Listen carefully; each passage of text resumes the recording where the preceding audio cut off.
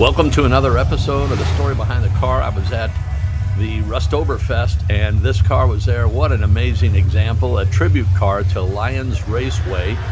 And this car has a perfect patina and all of the badging and the stickers. Just an amazing car. So it's a 1967 Chevy Bel Air.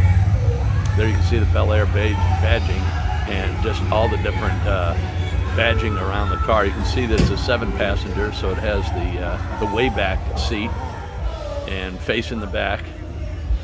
I think that was a poster. I'm not sure if it was about the vehicle. The owner was not around, but I was able to shoot it. Just such a cool car.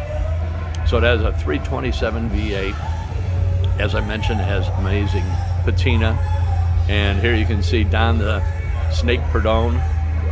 And also right here you see Big Daddy Don Garlitz, and those guys raced in the Midwest. So I don't know if this was a tribute car and a legit tribute car to Lions Raceway. Lions Raceway was out in California, I think 1955 to 72. Check out this interior.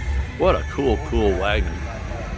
And I don't know if that it's a tribute to that raceway or they just used that raceway name. And just a cool car. I just couldn't pass it up. Unfortunately, the owner wasn't around. I've got a lot of information listed below. Did a little research, and it's an official recovery vehicle. So if you're an alcoholic, maybe this would help.